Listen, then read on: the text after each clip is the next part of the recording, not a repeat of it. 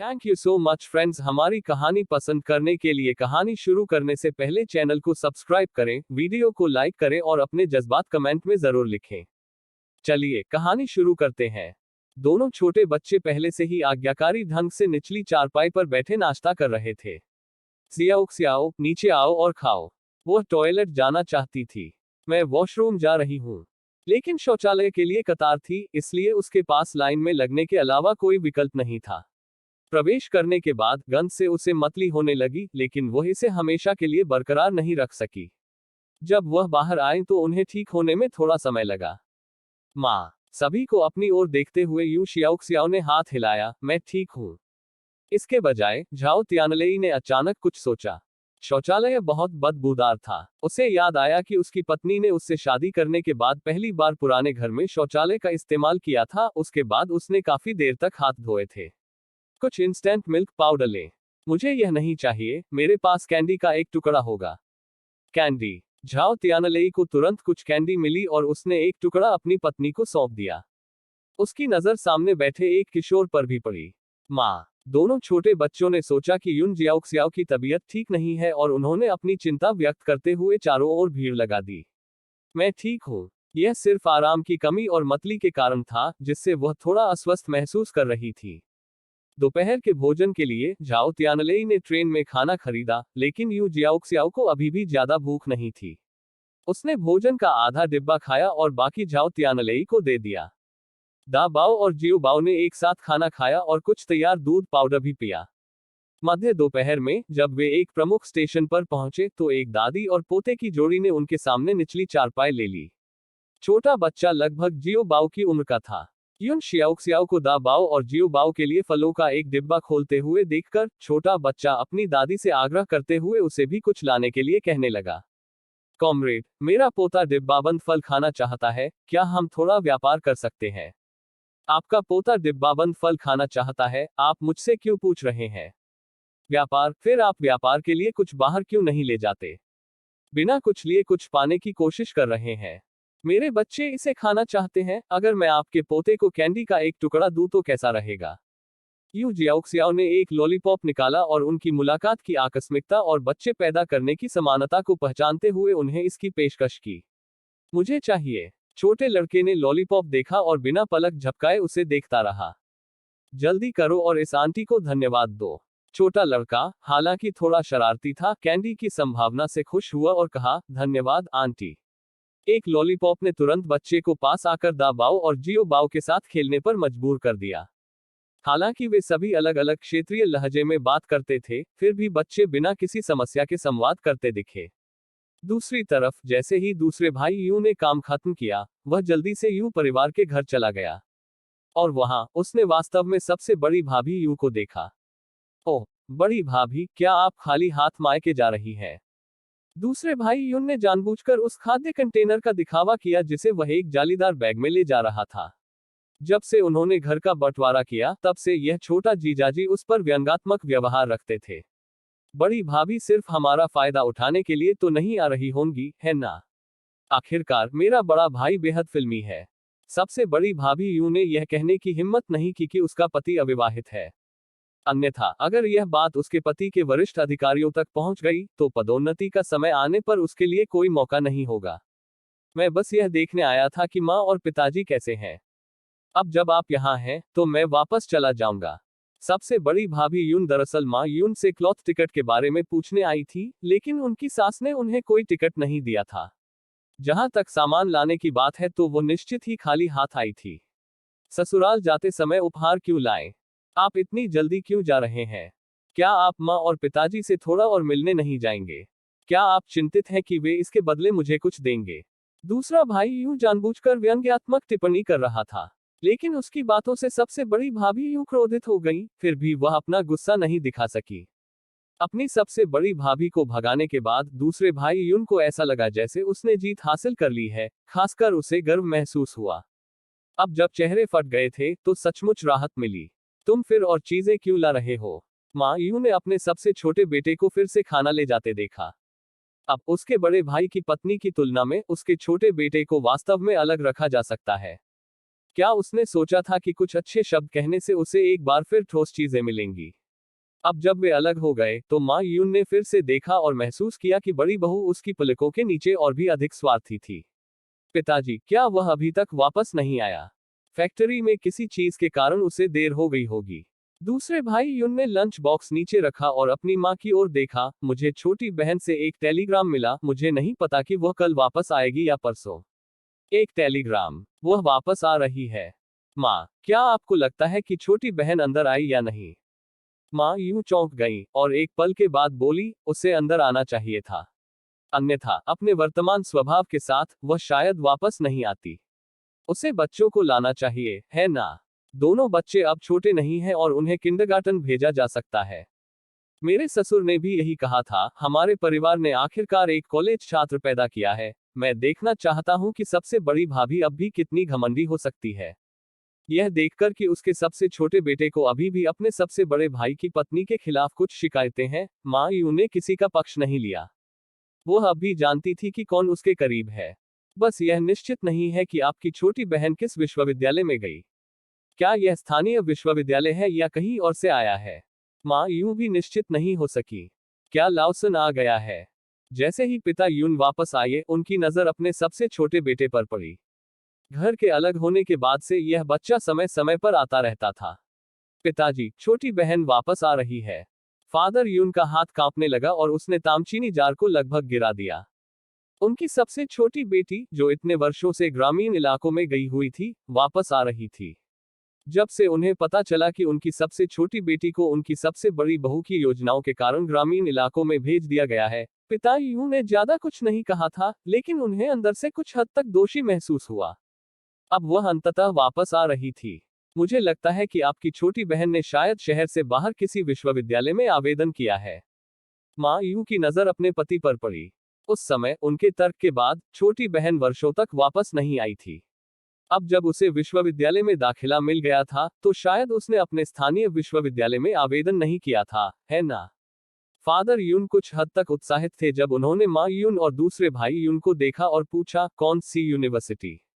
वह दाखिल हुई। वह अंदर आ गई। वह सचमुच अंदर आ गई। स्कूल जल्द ही शुरू होने वाला है, वह कब वापस आएगी?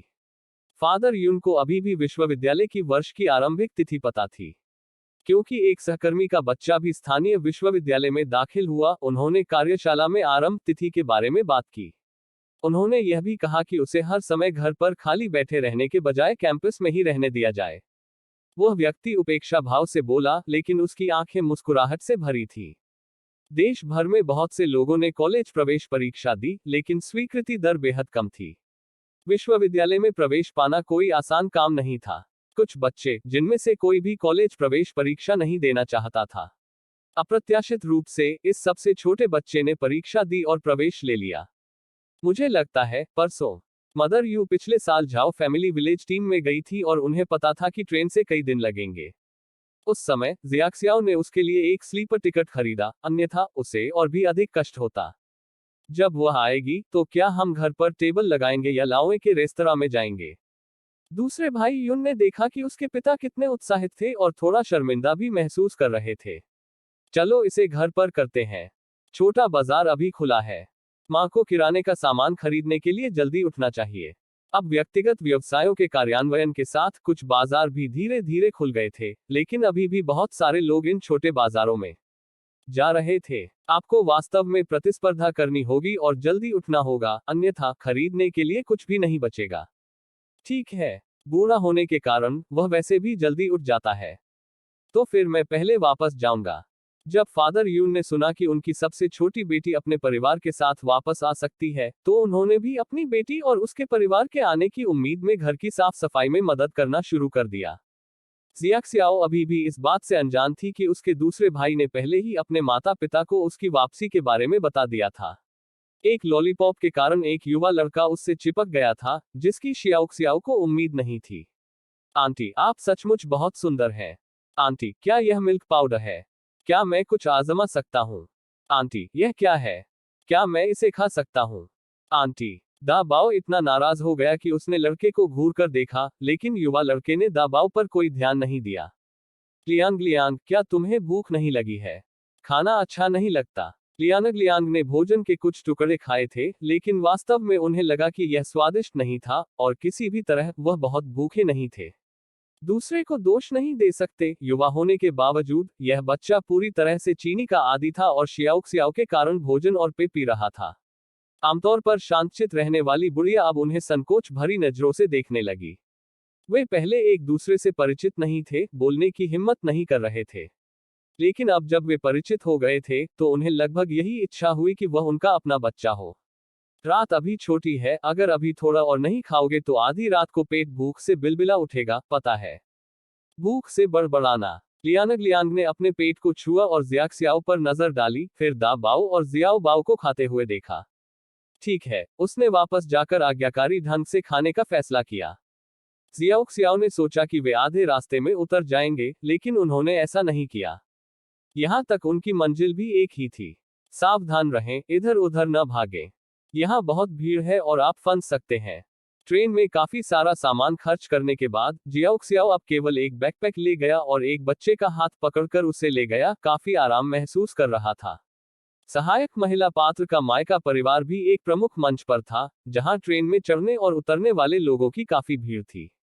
आंटी, आप कहाँ जा रही हैं? मैं आपको खेलने के लिए बाद में ढूंढूंगा। जियाओक्सियाओ वास्तव में कहना चाहता था। महिला सहायक पात्र के मायके का वर्णन बहुत स्पष्ट रूप से नहीं किया गया था। झाओ तियानालेई में उसकी स्मृति हानि हो गई थी। हमें दोबारा मिलने का मौका मिल सकता है। वह हमेशा से ही अपने पति से परेशान रही थी और यदि यह छोटा लड़का अभी भी जवान नहीं होता तो उसने उसे बहुत पहले ही भगा दिया होता। मुझे अब भी उन्हें मिलने देना है। Steel factory family compound. Liang Liang को पता नहीं चला और उसने अपनी दादी की ओर देखा। छोटे कॉमरेड, अगर ऐसा हुआ तो हम दोबारा मिलेंगे। बुढ़िया ने जाने के लिए तुरंत अपने पोते को खींच लिया और शियाओक्सियाओ का परिवार ट्रेन से उतर गया और भीड़ के पीछे पीछे स्टेशन से बाहर चला गया। जियाओक्सियाओ, हम कहाँ जाएंगे? मैं भी नहीं जानता। रेलवे स्टेशन के बाहर खड़े होकर उन्होंने इस अपरिचित शहर को देखा, पूरी तरह से अनजान महसूस कर रहे थे। क्या हम किसी से पूछेंगे?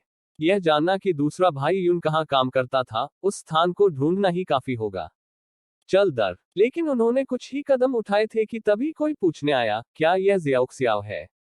जियाक्सियाओ और उसका परिवार सभी उस थोड़े अधिक वजन वाले व्यक्ति की ओर देख रहे थे जो लगभग 20 वर्ष का लग रहा था। आखिरकार कई साल बीत चुके थे और दूसरे भाई यून को वास्तव में नहीं पता था कि उसकी बहन क्या बन गई है।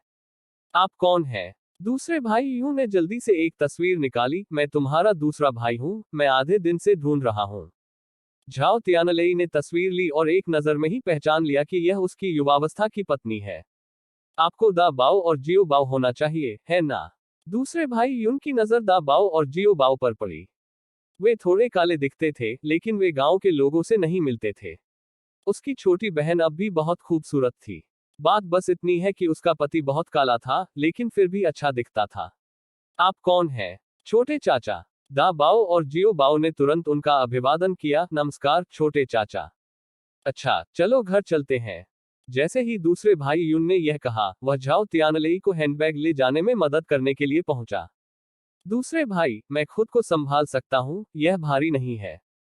यह केवल कुछ कपड़े थे और उन्होंने घर से सारे कपड़े लाने की योजना नहीं बनाई थी। राजधानी शहर में पहुंचने के बाद वे कुछ नए सामान खरीद सकते हैं। तो ठीक है, मैं रास्ता दिखाऊंगा। दूसरा भाई यून उन्हें बस में लेकर यून परिवार के घर की ओर ले गया। अभी भी थोड़ी दूरी थी। ट्रेन में कई दिनों के बाद, चाहे वयस्क हो या बच्चे, हर किसी को पानी से अपना चेहरा धोने के बाद भी कुछ न कुछ गंध महसूस होती थी।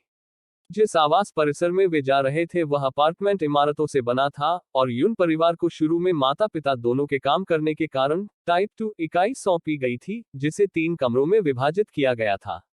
क्या वह यू परिवार की छोटी लड़की नहीं है? यह उसके जैसा दिखता है ना? लेकिन ग्रामीण इलाकों में इतने सालों के बाद भी वह ज्यादा नहीं बदली है, फिर भी इतनी सुंदर है। वह उसके पति और बच्चे होंगे, है ना? वे ऐसे नहीं लगते जैसे वे ग्रामीण इलाकों से आए हों, है ना? कौन जानता है? दा बाओ और जियो बाओ ने उत्सुकतापूर्वक ऊंची इमारत का आकार देखा। अंदर आओ। दूसरे भाई यून ने अपनी चाबियां निकाली, दरवाजा खोला और उन्हें अंदर बुलाया, यह जानते हुए कि वे अभी अभी लौटे हैं और ट्रेन में कई दिनों के बाद उन्हें निश्चित रूप से स्नान की आवश्यकता होगी। वह चूल्हा जलाने और पानी गर्म करने के लिए जल्दी से रसोई में गया। एक बार अंदर जाने पर झाओ तियानलेई ने छोटे से लिविंग रूम की दीवार पर कुछ प्रमाण पत्र देखे, जिससे पता चला कि उसकी पत्नी अपनी युवावस्था में काफी अच्छी छात्रा थी। आओ, थोड़ा पानी पी लो, थोड़ा पानी पी लो। दूसरे भाई यूं ने उनके लिए पानी डाला। कई वर्षों तक एक दूसरे को न देखने के बाद उसे लगा कि उसकी छोटी बहन बड़ी हो गई है, लेकिन उसके लिए अजनबी भी हो गई है। मैं तुम्हारे लिए थोड़ा दूध लाऊंगा। जब वे ट्रेन से उतरे तब तक लगभग दोपहर हो चुकी थी और बस की सवारी के बाद दोनों बच्चों को शायद भूख लग रही थी। दूध पाउडर? क्या जीजाजी देहाती आदमी नहीं है? यहाँ तक उनकी पत्नी के लिए भी दूध पाउडर लाना कोई आसान काम नहीं था। इसमें कोई आश्चर्य नहीं कि उसने दोनों भतीजों को मोटा कर दिया था। माँ भी पिएगी। माँ ने ट्रेन में भी ज्यादा कुछ नहीं खाया था। तो फिर चलो सब मिलकर पीते हैं। माँ और उसके दोनों बच्चों ने एक साथ शराब पी। गर्म पानी तैयार है, पहले कौन नहाना चाहेगा? मैं बस ठंडे पानी का उपयोग करूंगा। वह बहुत गर्म दिन था, गर्म पानी की कोई जरूरत नहीं थी।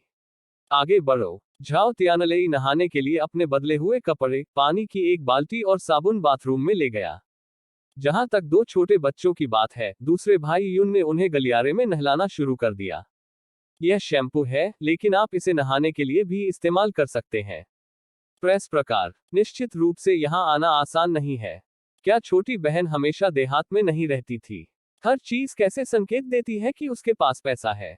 इतने छोटे बच्चे, फिर भी उनके पास छोटे अंडरवियर होते हैं और उनकी चप्पलें भी अच्छी लगती हैं।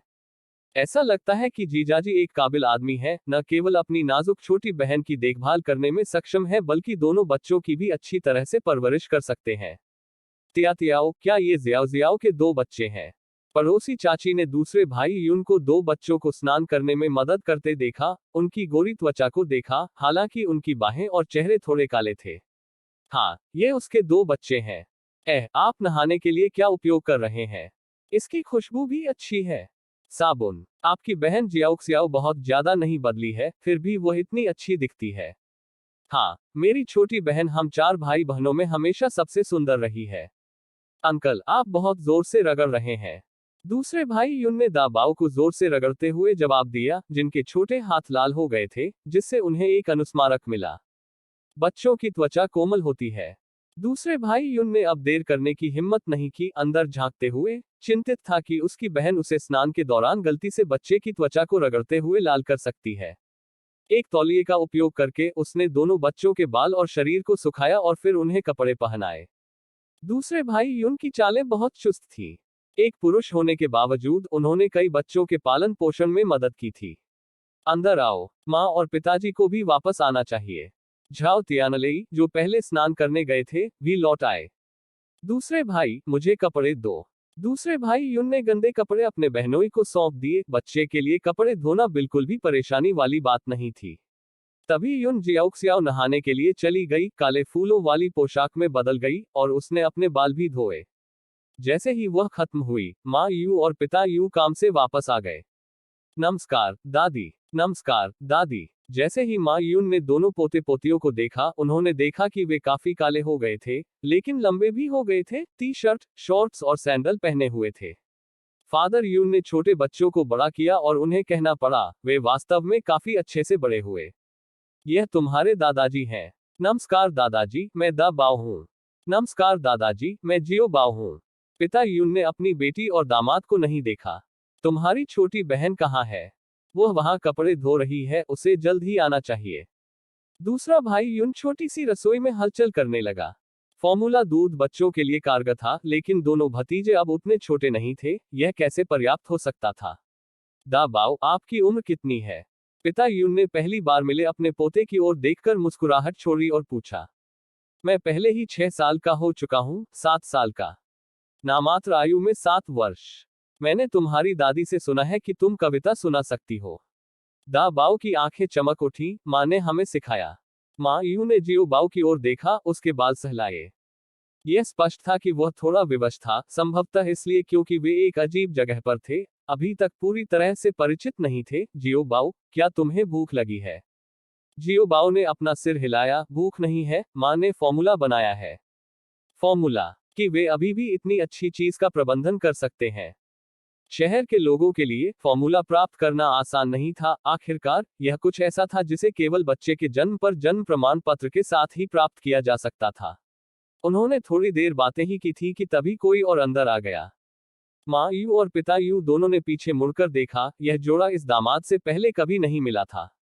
लेकिन फादर यून का ध्यान उस लड़की पर था जिसके बाल खुले थे और उसने ड्रेस पहनी हुई थी। उसने जो पहली छाप छोड़ी वह कहीं अधिक परिपक्व थी।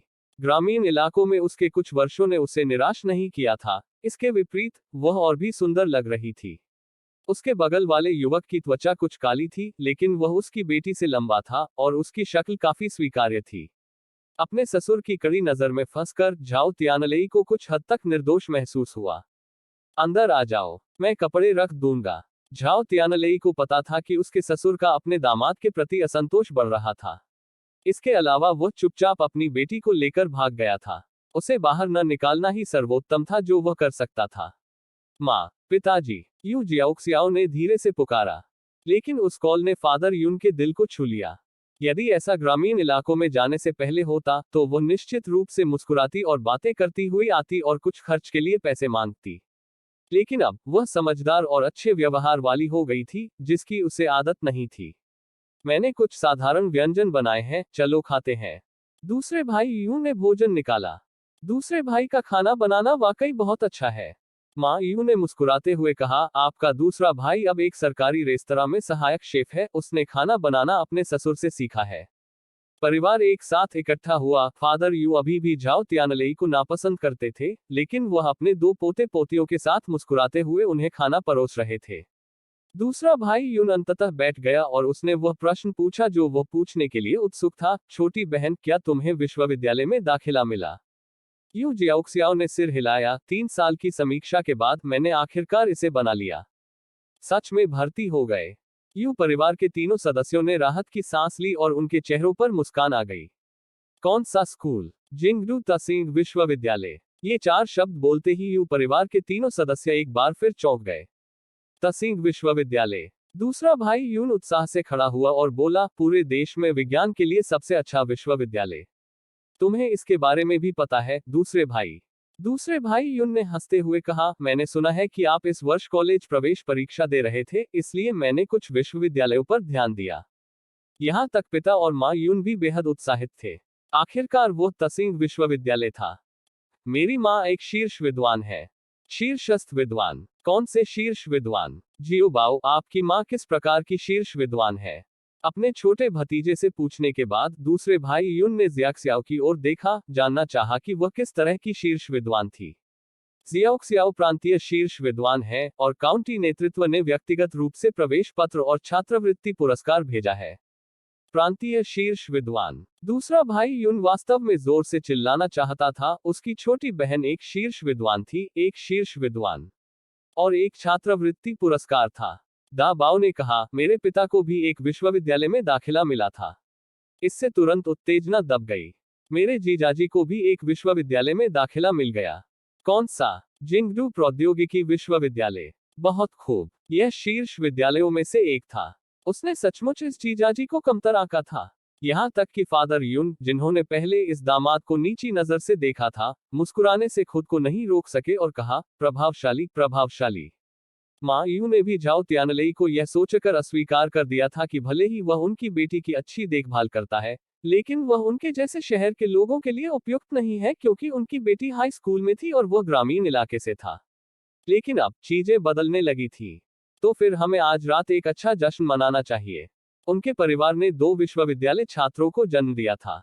इस आवासीय भवन में कुछ विश्वविद्यालय के छात्र थे, लेकिन उनमें से अधिकांश स्थानीय विश्वविद्यालयों से थे।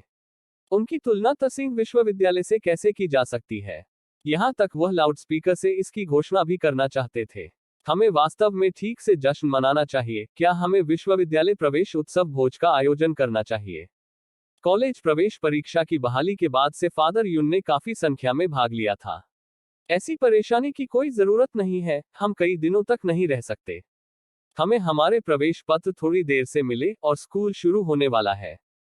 उस कथन से ऐसा लगा जैसे उन पर ठंडे पानी की एक बाल्टी डाल दी गई हो। और यह गलत नहीं था। वास्तव में स्कूल का सत्र शुरू होने वाला है। वे स्कूल शुरू होने में देरी नहीं कर सकते थे। हालांकि हमारा परिवार अभी भी जश्न मना सकता है। दूसरे भाइयों ने महसूस किया कि उन्हें चीजों को जीवंत बनाना चाहिए, खासकर अपने बड़े भाई और भाभी को दिखाने के लिए कि उनकी छोटी बहन अविश्वसनीय रूप से प्रभावशाली थी, जिसे तसिंग विश्वविद्यालय में स्वीकार कर लिया गया था। यह संभव है। पिता और माँ यून को दोपहर को काम पर जाना था और दोपहर का भोजन करने के बाद चले गए। दोपहर के समय थोड़ी गर्मी है, आप सब थोड़ी देर घर पर आराम करें, मैं कुछ किराने का सामान खरीदने जाता हूँ। दूसरा भाई, मैं तुम्हारे साथ चलूंगा। झाओ तियानलेई भी जल्दी से उस जगह से परिचित होना चाहता था। अब चूंकि वह अपने ससुर के परिवार से जुड़ा हुआ था, अगर बार बार नहीं तो कम से कम साल में एक बार, ठीक है। ठीक है, जियाओक्सियाओ भी वास्तव में टहलने के लिए बाहर जाना चाहता था, लेकिन दा बाओ और जियो बाओ अभी भी युवा थे, और वे इस जगह से परिचित नहीं थे, इसलिए वह संभवतः उन्हें घर पर बंद नहीं छोड़ सकती थी। क्या वह ऐसा कर सकती थी? उन्हें विदा करने के बाद जियाक्सियाओ दोनों बच्चों को उस कमरे में आराम करने के लिए ले गया जहां मायू पहले उन्हें ले गई थी। नींद। इस घर के बिस्तर अब काफी बड़े हो गए हैं। ओल्डियो, मैंने सुना है कि आपकी सबसे छोटी बेटी का परिवार वापस आ गया है। फादर यून ने मुस्कुराते हुए कहा, वे विश्वविद्यालय जा रहे हैं और रास्ते में हमें देखने के लिए रुके। विश्वविद्यालय के लिए? इसने तुरंत कुछ लोगों को पूछने के लिए प्रेरित किया, वे विश्वविद्यालय कहाँ जा रहे हैं? फादर यून ने मुस्कुराते हुए कहा, कैपिटल सिटी में विश्वविद्यालय जाने पर जियाक्सियाओ हमेशा महत्वाकांक्षी रही है। वह अपने पहले 2 प्रयासों में सफल नहीं हो पाई, लेकिन अब जब वह अंततः सफल हो गई है, तो मुझे पता चला है कि उसने किस स्कूल में आवेदन किया था। कौन सा स्कूल? जिंगडू तसिंग विश्वविद्यालय। जैसे ही ये शब्द बोले गए, जिन लोगों ने उनकी बातचीत सुनने के लिए अपने कान खड़े किए थे, वे सभी स्तब्ध रह गए। तसिंग विश्वविद्यालय। वह नाजुक छोटी लड़की वास्तव में तसिंग विश्वविद्यालय में दाखिल हुई। क्या पूरी स्टील फैक्ट्री में एक भी बेटा ऐसा नहीं था जो तसिंग यूनिवर्सिटी में गया हो? और आपका दामाद, क्या वह उसके साथ जा रहा है? फादर यून प्रसन्न रहे, वह कुछ हद तक हीन है। जिंगडू प्रौद्योगिकी विश्वविद्यालय। कई लोग हौंफने लगे। क्या उसका छोटा दामाद देहात से नहीं था? वह इतने अच्छे स्कूल में दाखिला लेने में कैसे कामयाब हुआ? बधाई हो, बधाई। खुशी बांटने से दोगुनी हो जाती है, खुशी बांटने से दोगुनी हो जाती है। कुछ लोगों को खटास महसूस हुई, लेकिन कौन क्या कह सकता है? कहने के लिए और क्या बचा है? मैंने अपने पोते से सुना कि जियाओक्सियाओ प्रांतीय शीर्ष स्कोरर भी बन गया, और नेताओं ने व्यक्तिगत रूप से उसे पुरस्कार राशि और प्रवेश सूचना दी। फादर यून को शेखी बघारते देखकर कुछ लोगों को अब उनके साथ व्यवहार करने का मन नहीं हुआ। वे कहते थे कि जब वह नाजुक जवान लड़की ग्रामीण इलाकों में जाती है तो उसे कष्ट होता है, लेकिन उनकी पत्नियों से सुनकर जब लड़की वापस आई, तो न केवल वह सुस्त नहीं थी, बल्कि वह सुंदर भी हो गई थी, बिल्कुल भी किसी बच्चे को जन्म देने वाली जैसी नहीं लग रही थी। अपने दोनों बेटों को सोता देख कमरे में एक छोटा सा पंखा लगा हुआ था, जिससे ठंडी हवा आ रही थी। महिला सहायक पात्र के रिश्तेदारों में से कई ने अपनी छोटी छोटी योजनाएं बनाई। महिला सहायक पात्र दूसरे भाई यून से परिचित थी, जिसने आज विशेष रूप से उन्हें लेने के लिए छुट्टी ली थी, और उसने दोपहर का खाना भी बनाया था। और उसके साथ बातचीत करने के बाद उसे लगा कि वह कुछ हद तक भोला था, उस शुद्ध और सनी बड़े लड़के की तरह। उनकी 2 बेटियां और एक बेटा था। लड़कियों के लिए 2 ड्रेस, हेयरबैंड खरीदना और केवल 1 साल के लड़के के लिए दूध पाउडर का एक डिब्बा पर्याप्त होगा। दोनों को सोते हुए देखकर यून जियाओक्सियाओ ने लड़कियों के लिए कपड़े चुनना शुरू करने के लिए अपना फोन निकाला। सावधान रहें कि समय से बहुत आगे न बढ़ें। गुलाबी या सफेद? उसने जो दूध पाउडर खरीदा वह टिन के डिब्बे में आया। उसने देखा कि फोन विकसित हो गया था। आमतौर पर दूध पाउडर के डिब्बे में सामग्री सूचीबद्ध होती है, साथ ही लोगो भी होता है। लेकिन अब उन्हें खरीदते समय उसे जो टिन मिले वे दूध पाउडर से भरे सामान्य टिन थे, जिन पर कोई लेबल या स्टिकर नहीं था। इससे काफी परेशानी भी होने से बच गई। लड़कियों के लिए ये पोशाकें वास्तव में बहुत अच्छी लग रही थी। उन्होंने उसकी आंखें चौंधिया दी। अंत में उसने दूसरे भाई यून की सबसे बड़ी बेटी के लिए एक गोल नेकलाइन वाली ट्रेंडी रेड प्रिंसेस ड्रेस चुनी। छोटी वाली उसकी जियो बाओ की ही उम्र की थी। उसने एक कोरियाई शैली की परी पोशाक चुनी जो छोटी लड़कियों के लिए अविश्वसनीय रूप से आकर्षक थी। उसने अपनी 2 भतीजियों के लिए डोपामाइन स्टार हेयर क्लिप भी खरीदी, जो दोनों बहनों के पहनने के लिए पर्याप्त थी। जब सामान बाहर निकाला गया तो उन्हें एक बैकपैक में पैक किया गया। जहां तक लोगों की बात है जिनका उसके साथ कोई संपर्क नहीं था, इससे पता चलता है कि वे करीबी नहीं थे। बस सतही विनम्रता बनाए रखें। आखिरकार महिला सहायक पात्र साल में केवल एक बार अपने घर लौटती थी, शायद कई वर्षों में केवल एक बार ही उन्हें देखती थी। जीजाजी, इन वर्षों में आपने मेरी छोटी बहन का बहुत ख्याल रखा है। मैंने बहुत से शिक्षित युवाओं को शहर लौटते हुए देखा है, जिन्हें पहचानना भी मुश्किल हो गया है। आज अपनी छोटी बहन को देखकर दूसरे भाई यून को लगा कि वह और भी सुंदर लग रही है। वह मेरी पत्नी है, उसकी देखभाल करना मेरा कर्तव्य है। इसके अलावा इन वर्षों में हमारे माता पिता ने हमें काफी पार्सल भेजे हैं। इसका उल्लेख करते हुए दूसरा भाई यून आक्रोश से भर गया। सबसे पहले वे हर महीने मेरी छोटी बहन को चीजें भेजते थे और मेरी बड़ी भाभी मेरे सबसे बड़े भतीजे का हवाला देते हुए हमारे माता पिता से काफी पैसा लेती थी। उस समय मेरी अभी अभी शादी हुई थी और मैं सरकारी स्वामित्व वाले रेस्तरां में एक अस्थायी कर्मचारी थी, बिना ज्यादा पैसे के। यह छोटा जीजाजी दोस्ती करने के लिए एक अच्छा इंसान है। अव्यक्त, सीधा। ऐसे लोगों के पास ज्यादा योजनाएं नहीं होती हैं। कोई भी उसके आर पार देख सकता था। दूसरा भाई यूं मुझे एक बड़े भाई और बहन से कब मिलवाएगा? दूसरे भाई यून को जब भी बड़े भाई और भाभी का जिक्र आता था तो उसे कोसने का मन करता था। क्या आप जानते हैं कि शुरू में जब छोटी बहन ग्रामीण इलाकों में जाती थी तो भाभी ने चुपके से उसे साइन अप कर लिया था। मुझे इसके बारे में पता नहीं था। दूसरे भाई यूं ने विषय जारी नहीं रखा। इसके बजाय उन्होंने उनकी नौकरियों के बारे में बात करना शुरू कर दिया। भाभी कपड़ा फैक्ट्री में काम करती है, लेकिन वह चाहती है कि माँ उसे नौकरी दे ताकि वह एक अधिकारी बन सके। बड़ा भाई एक मशीनरी फैक्ट्री की कार्यशाला में एक टीम लीडर है और वह पिछले साल पदोन्नति का अवसर चूक गया। उनके दो बेटे हैं, बड़ा बेटा इस साल लगभग 9 साल का है, छोटा बेटा लगभग 6 साल का है। बड़ी बहन प्राइमरी स्कूल में पढ़ाती है, उसका पति परिवहन बेड़े में ट्रक ड्राइवर है और उनकी 2 बेटियां और एक बेटा है।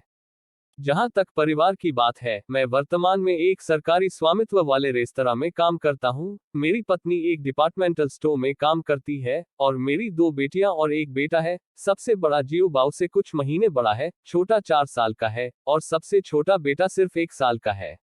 उन्होंने अपने परिवार के सदस्यों के साथ साथ इन भतीजे भतीजियों का भी संक्षिप्त परिचय दिया।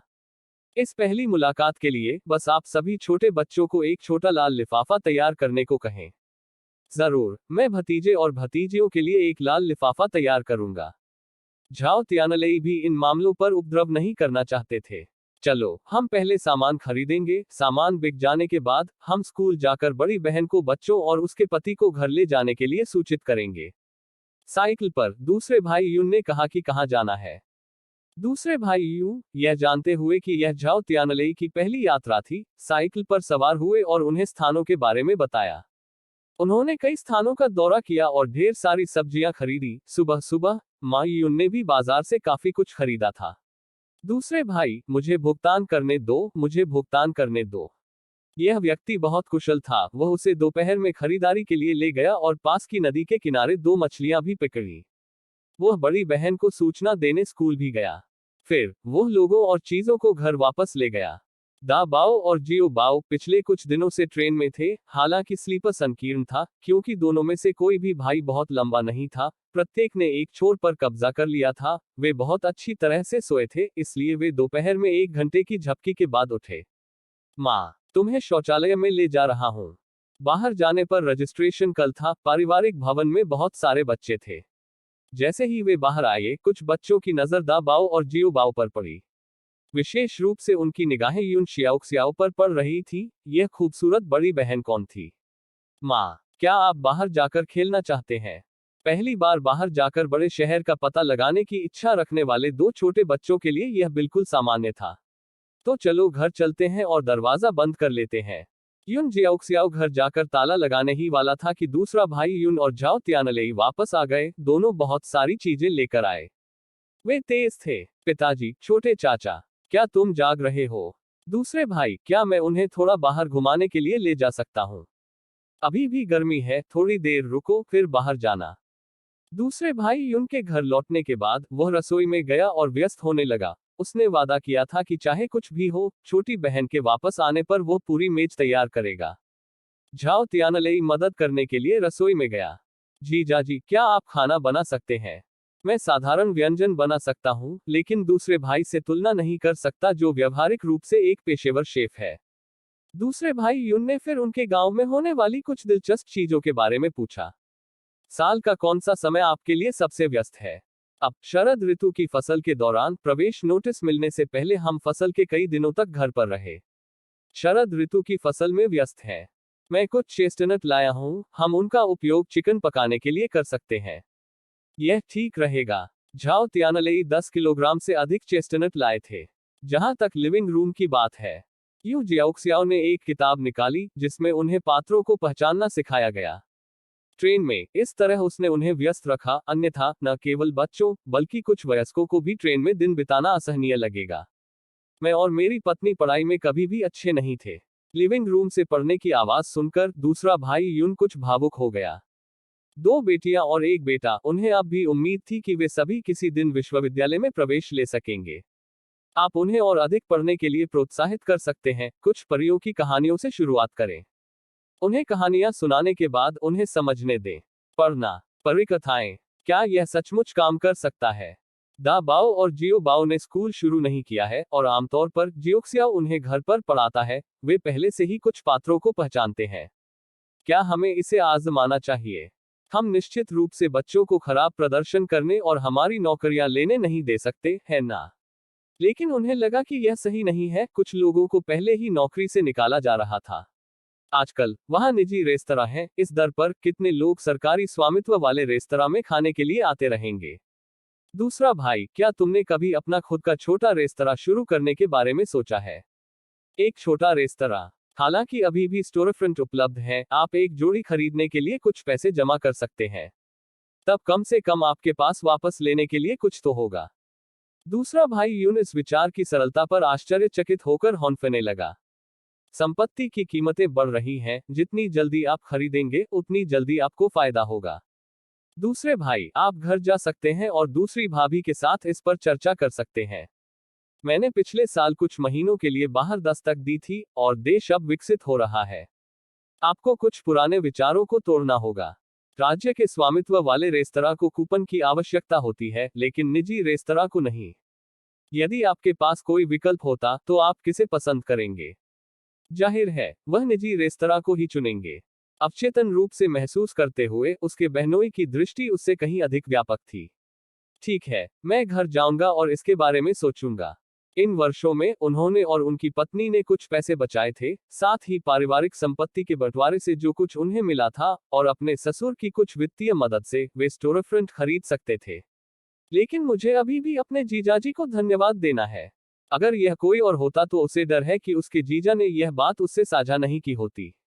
आखिरकार वे शहर में रह रहे थे, उन्हें आगे की ओर देखना चाहिए। माँ, क्या यह पहले आपका घर था? यून जियाओक्सियाओ ने सिर हिलाया। हाँ, लेकिन अब माँ की शादी तुम्हारे पिता से हो गई है। यदि मुख्य महिला पात्र प्रकट होती है और उस समय नायक की आभा में लिपटे हुए मुख्य पुरुष को अंततः उससे प्यार हो जाता है, तो वह बिना किसी हिचकिचाहट के चली जाएगी। इस दुनिया में अगर कोई आपको पीछे छोड़ देता है तो यह जीवन या मृत्यु का मामला नहीं है। शायद ऐसा इसलिए है क्योंकि सदी में ऐसा प्यार देखना दुर्लभ है जो वास्तव में बुढ़ापे तक चलता है, जिससे वास्तविकता अधिक व्यवहारिक लगती है।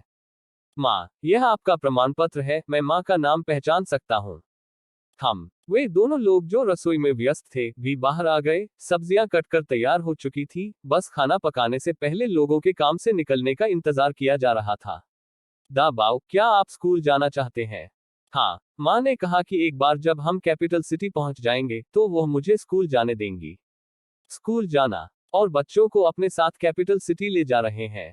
आप विश्वविद्यालय जा रहे हैं और बच्चों को अपने साथ ले जा रहे हैं। क्या वो प्रबंधनीय है? हाँ, वे भी स्कूल जाएंगे। दा बाओ पहली कक्षा से शुरू कर सकते हैं और जहां तक बाओ की बात है, हम उसे किंडरगार्टन भेज सकते हैं। यदि यह कोई विकल्प नहीं है तो डेकेयर सेंटर में भेजा जा सकता है। आने से पहले यू जियाओक्सियाओ ने पहले ही सोच लिया था कि छोटों के लिए चीजों की व्यवस्था कैसे की जाए। उन्होंने दोनों भाइयों को दादा दादी के पास पालने के लिए छोड़ने पर विचार नहीं किया था। अध्याय 320। हर कोई विश्वविद्यालय में प्रवेश कर गया। यह भी हो सकता है कि जियाओक्सियाओ नहीं चाहती थी कि उसके दोनों बच्चे पीछे के बच्चे बने, है ना? जब वह छोटी थी तभी से वह अपने माता पिता के पास पली बड़ी थी और वयस्क होने के बाद ही उन्होंने उन्हें छोड़ दिया था। चूंकि आप स्थानीय नहीं हैं, इसलिए स्कूल में दाखिला लेना मुश्किल है और आप अभी अभी राजधानी शहर में चले गए हैं, जो आपके लिए अपरिचित जगह है। दा बाओ के लिए प्राथमिक विद्यालय में प्रवेश की व्यवस्था करना आसान नहीं हो सकता है। दूसरा भाई यून बिना कारण के नहीं बोल रहा था। सरकारी रेस्तरां के कारण एक वेटर का चचेरा भाई अपनी पत्नी और बच्चे को अपने साथ लेकर शहर लौट आया, लेकिन बच्चे को स्कूल में दाखिला दिलाने के लिए कई कठिनाइयां उठानी पड़ी। एक बार जब हम दाखिला ले लेते हैं तो हमारे परिवार का पंजीकरण स्कूल में होगा और दोनों बच्चे पढ़ाई के लिए अपनी मां के पंजीकरण का पालन कर सकते हैं। क्या ऐसा है? दूसरा भाई यू कॉलेज ग्रेजुएट नहीं था और इन मामलों के बारे में नहीं जानता था, लेकिन उन्हें प्रवेश परीक्षा देनी होगी। ठीक है, मुझे बस उन्हें थोड़ा और सिखाने की जरूरत होगी। दूसरे भाई यून ने दोनों भाइयों के लेखन को देखने के लिए अपनी गर्दन टेढ़ी की। हालांकि वे धीरे धीरे लिखते थे, लेकिन उनकी लिखावट अच्छी थी। उससे भी बेहतर, उसे कम ही पता था। यह लगभग 1 साल तक हर दिन एक बड़े चरित्र का अभ्यास करने वाले ज़ियाओक्सियाओ की देखरेख का परिणाम था। मैं आपके लिए कुछ अंकगणितीय जोड़ और घटाव सेट करूंगा, कुछ करने का प्रयास करें। नहीं, आपका दा बाओ अभी 7 साल का भी नहीं हुआ है। क्या आप उससे जोड़ घटाव करवा रहे हैं? सबसे पहले पहुंचने वालों में सबसे बड़ी बहन यून और उनका 5 सदस्यीय परिवार था। घर में प्रवेश करते ही उन्होंने अपने मायके में 4 नए लोगों को देखा। सबसे बड़ी बहन ज़ियाक्सियाओ ने ऊपर देखा और 3 बच्चों के साथ प्रवेश करने वाले पुरुषों और महिलाओं पर नजर डाली। नमस्कार बड़ी बहन। नमस्ते जीजा जी। दा बाओ, उन्हें बुलाओ, ये तुम्हारी चाची और चाचा हैं। दा बाओ और जियो बाओ दोनों ने तुरंत आवाज लगाई। सबसे बड़ी बहन यून ने सबसे पहले ज़ियाओक्सियाओ को देखा। ज़ियाक्सियाओ द्वारा ग्रामीण इलाकों में कई साल बिताने के बावजूद वह अभी भी फूल की तरह युवा थी। उसका चेहरा पहले की तुलना में अधिक शांत लग रहा था। यदि यह पहले होता तो वह जल्दबाजी में इस बात पर विचार करती कि उन्होंने उसके लिए कौन सा नाश्ता खरीदा है। उन्हें बुलाओ, ये तुम्हारी चाची है। चाची, चाची, चाची। बड़ी बहन, जीजा जी। झाओ तियानलेई ने भी सिर हिलाया और जोड़े का अभिवादन किया। क्या वे यहाँ अपना होमवर्क कर रहे हैं? सबसे बड़ी बहन, आप नहीं जानते, दा बाओ इतनी जल्दी जोड़ और घटाव करता है, मेरे सबसे बड़े के विपरीत, जिसे अपनी उंगलियों पर गिनना पड़ता है, और जब उसकी उंगलियां खत्म हो जाती हैं तो वह शिकायत करती है, पूछती है कि हमने उसे और उंगलियां क्यों नहीं दी। इससे कमरे में मौजूद वयस्क तुरंत हंसने लगे। तुम बच्चे खेलने जाओ। ज़ियाओक्सियाओ ने मेज से किताबें इकट्ठी की और उन्हें खेलने दिया। याया, तुम अपने दोनों भाइयों को खेलने के लिए बाहर ले जाओ। ठीक है। याया अब भी अक्सर दादी और दादाजी के घर जाती थी और आस पड़ोस से काफी परिचित थी। साथ ही वह सबसे बड़े भाई यून के सबसे बड़े भाई की उम्र की थी। जैसे ही बच्चे चले गए, लिविंग रूम एक पल के लिए शांत हो गया। आप इस बार फिर से जाने की योजना नहीं बना रहे हैं, है ना? सबसे बड़ी बहन यून ने सोचा कि उसकी छोटी बहन अपनी मां की नौकरी विरासत में लेने के लिए वापस आ गई है। हम नहीं कर सकते, हम राजधानी शहर में विश्वविद्यालय में भाग लेने जा रहे हैं। यूनिवर्सिटी में जाएं। बड़ी बहन यून और जीजा यून दोनों चौंक गए। दूसरे भाई यून ने मुस्कुराते हुए कहा, सबसे बड़ी बहन, जीजा जी, क्या आप नहीं जानते? छोटी बहन को राजधानी शहर के तसिंग विश्वविद्यालय में दाखिला मिल गया है और वह प्रांतीय शीर्ष विद्वान भी है। जीजाजी को राजधानी सिटी यूनिवर्सिटी ऑफ टेक्नोलॉजी में दाखिला मिल गया है। स्कूल जल्द ही शुरू हो रहा है और वे राजधानी शहर में विश्वविद्यालय में भाग लेने जा रहे हैं। इन 2 खबरों ने तुरंत सबसे बड़ी बहन यू और उनके पति को स्तब्ध कर दिया। दोनों विश्वविद्यालय में दाखिल हुए, एक तसिंग विश्वविद्यालय को और दूसरा विज्ञान एवं प्रौद्योगिकी विश्वविद्यालय को। दोनों अच्छे स्कूल हैं। सबसे बड़ी बहन यू वास्तव में कॉलेज प्रवेश परीक्षा भी देना चाहती थी, लेकिन उसकी शादी हो चुकी थी और जब उच्च शिक्षा फिर से शुरू हुई तब वह लगभग 28 साल की थी। यदि वह 4 साल और पढ़ती तो स्नातक होने तक वो 30 के दशक की हो जाती, इसलिए उसे यह विचार त्यागना पड़ा।